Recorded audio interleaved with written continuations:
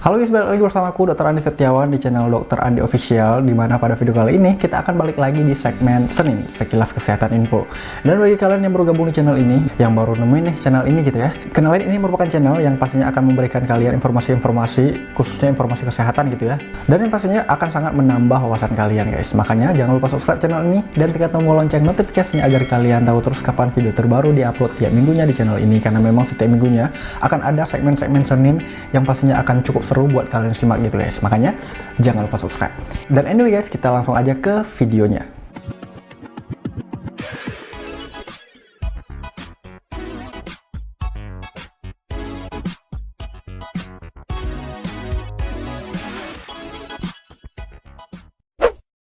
Tidak hanya bermanfaat untuk tubuh dengan menerapkan pola makan nabati atau plant-based diet, kita juga dapat membantu menjaga kelangsungan kehidupan di bumi. Menurut Organisasi Kesehatan Dunia, WHO, di Eropa semakin banyak orang yang beralih ke pola makan nabati karena alasan kesehatan dan juga pertimbangan etis tentang perubahan iklim dan juga keberlangsungan ekologi. Pola makan nabati berfokus pada makanan yang utamanya berasal dari tumbuhan. Pola makan ini tidak hanya mencakup mengonsumsi buah-buahan dan juga sayuran, tetapi juga kacang-kacangan, biji-bijian, minyak nabati, dan juga polong-polongan.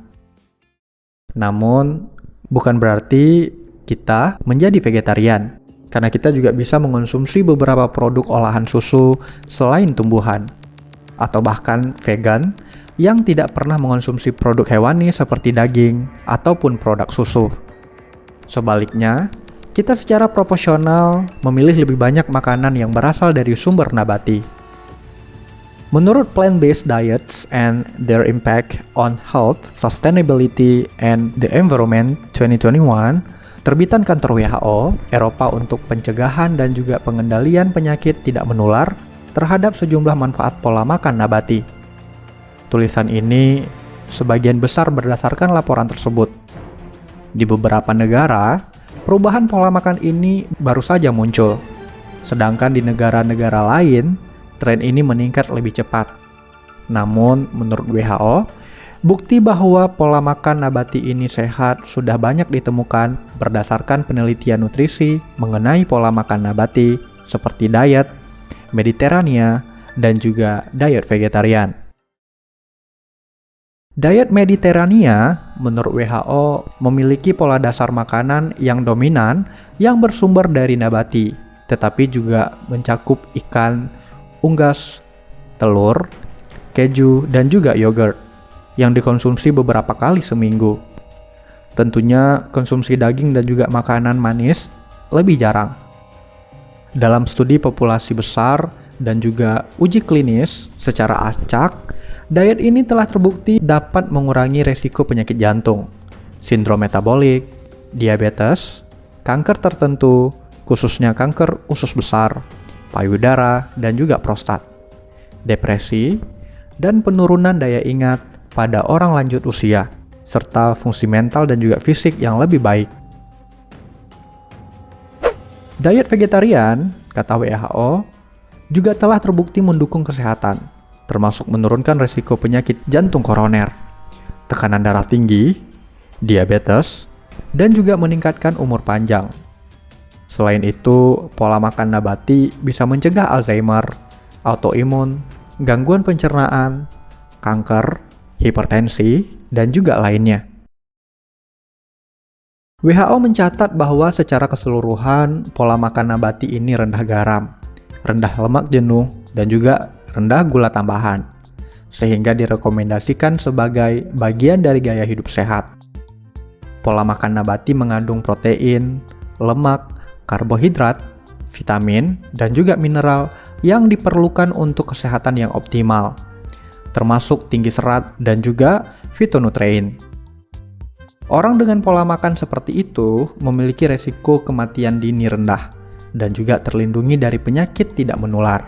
Saran ini melengkapi keseluruhan bukti yang menurunkan bahwa membatasi konsumsi daging merah seperti daging sapi, daging babi, dan juga domba serta daging olahan seperti sosis dan juga daging yang diawetkan dan juga diasapkan serta diasinkan dapat melindungi kita dari berbagai penyakit tidak menular.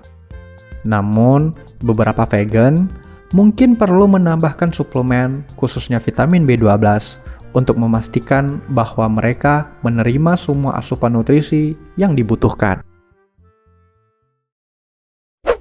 Orang yang menerapkan pola makan nabati juga cenderung lebih bisa menjaga berat badan dengan stabil. Tentu saja, hal ini menjadi salah satu cara efektif untuk kita yang ingin menurunkan berat badan. Dan juga alasan inilah yang memicu kenaikan popularitas pola makan nabati. Dalam pengolahan makanan yang bersumber dari hewani, dibutuhkan proses olahan yang menghasilkan emisi karbon tinggi dan sangat membutuhkan air dan juga lahan yang jauh lebih besar untuk berternak hewan-hewan yang menjadi sumber makanan. Penelitian Veronique Desai di KK yang dipublikasikan di jurnal Environmental Research Letters pada tahun 2015 menunjukkan bahwa padang rumput merupakan penyebab utama luasnya hutan, setidaknya 71,2%, dan juga hilangnya karbon di Amerika Selatan. Diikuti oleh lahan pertanian komersial yang masing-masing 14 hingga 12,1%. Pola makan nabati tentunya memiliki potensi untuk mengurangi dampak lingkungan yang terkait dengan darah tinggi, dengan tingginya konsumsi makanan hewani seperti daging dan juga produk susu. Dalam catatan WHO, konsumsi daging yang berlebihan membebani sistem layanan kesehatan. Misalnya, diperkirakan pada tahun 2020, terdapat 2,4 juta kematian di seluruh dunia dan juga biaya layanan kesehatan sekitar 240 juta euro yang disebabkan oleh konsumsi daging merah dan juga daging olahan yang berlebihan.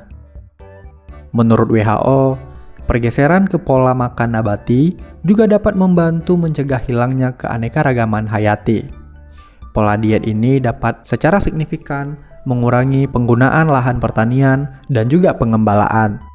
Dia juga turut menjaga populasi hewan yang banyak digunakan sebagai sumber makanan dan juga menurunkan jumlah peternakan.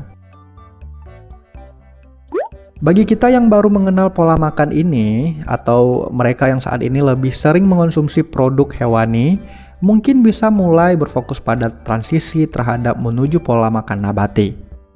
Kita dapat mengurangi konsumsi produk hewani secara bertahap sesuai dengan ajaran agama dan juga budaya yang kita anut.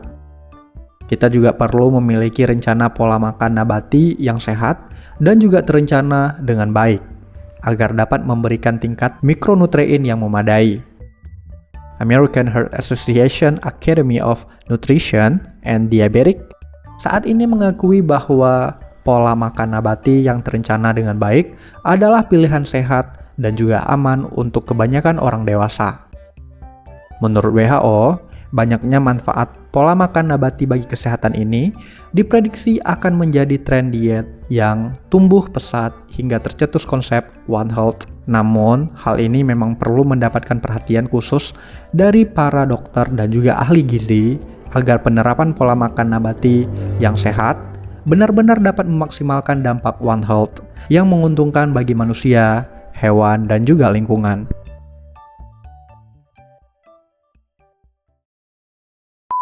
Oke, sekian aja video kali ini. Aku harap video kali ini itu bisa bermanfaat buat kalian, bisa menambah wawasan kalian, dan sebenarnya juga kalian bisa komen di bawah seputar video kali ini, ataupun kalian punya komentar-komentar tentang yang lainnya, kalian bisa langsung komen aja di bawah, guys. Dan apabila kalian punya ide-ide untuk video ke depan, kalian juga bisa langsung aja tulis di kolom komentar di bawah, guys. Nanti aku akan bacain, dan siapa tahu ide kalian itu bagus, aku akan catat gitu ya untuk next video gitu, guys. Dan seperti biasa, guys, kalian bisa like video ini jika kalian suka, cuekin aja jika kalian gak suka, share ke teman-teman kalian yang menurut kalian butuh tentang informasi yang ada di video kali ini. Subscribe juga channel ini dan tekan tombol lonceng notifikasinya agar kalian tahu terus kapan video terbaru diupload tiap minggunya di channel ini, guys. Follow aku juga di Instagram @dr.andisetiawan karena aku juga cukup sering men-share beberapa informasi di sana juga, guys. Dan oke, sekian dan terima kasih. See you in the next video. Bye bye.